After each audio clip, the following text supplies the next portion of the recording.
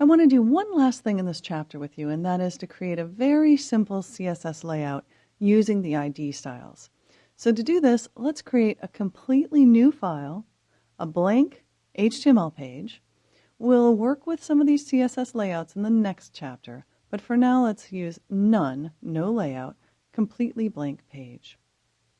In the Insert panel, one of your options is Insert a Div, and all those divs you saw in those previous pages were created using this basic div tag. So when I click on the Insert Div tag, I get the option to create a div, and I can simultaneously associate it with a class or an ID style. You can even create that style at the same time, although I'm going to do this in two different steps. So first I'm going to create just a blank div. You see this is just an empty div, and just so you appreciate, all a div is a container. It really has no inherent formatting.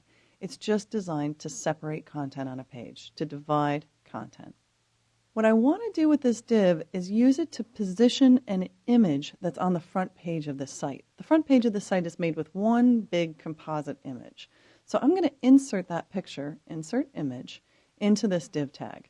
If I go into my images, Galapagos front, I'm going to choose that image. Now, Dreamweaver is giving me a hard time because I haven't saved this page yet. Remember, it's generally good practice to save a page immediately, but that's okay. We'll do that in a moment.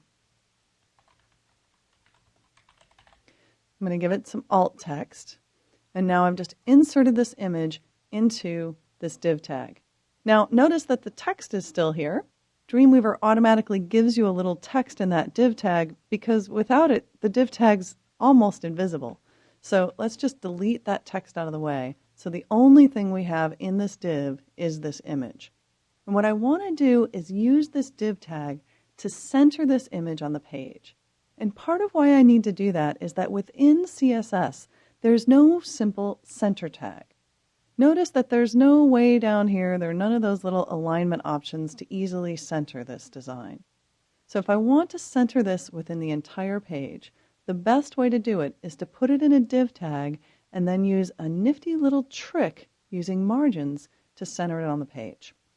The first thing I want to do is identify how big this image is so I know how wide to make the style for this div tag.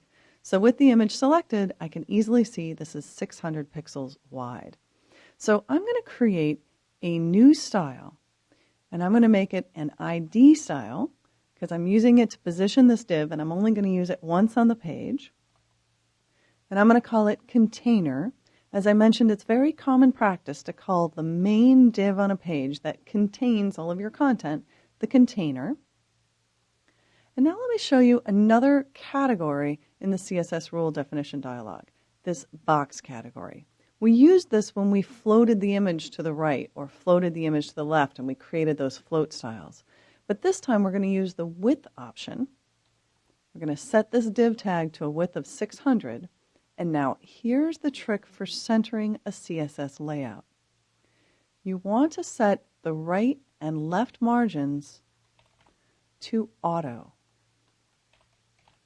What this effectively does is tell the browser to automatically add as much margin space as necessary to create equal margins on each side of this div tag.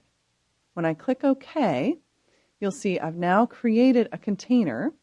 And if I give myself a little more room here, let's just close the Insert panel. You can see I have a new style, 600 pixels, auto. Now that's not automatically applied to the div tag. I'll have to do that myself. So you want to select the div tag and then just right-click and choose Set ID. And notice any ID styles you've created will be available from this ID menu.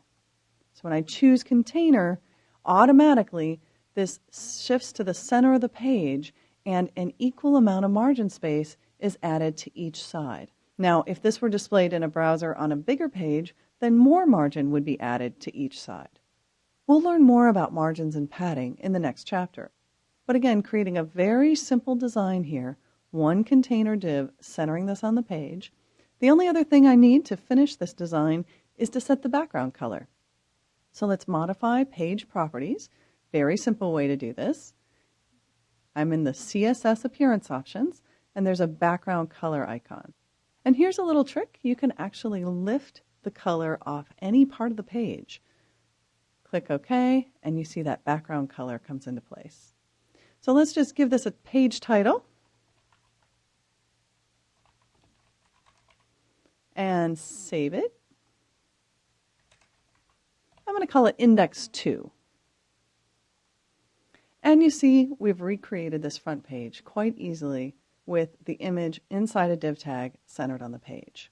As I said, in the next chapter, we'll spend a lot more time looking at how CSS and div tags can be used in combination to create very complex layouts for all your web pages.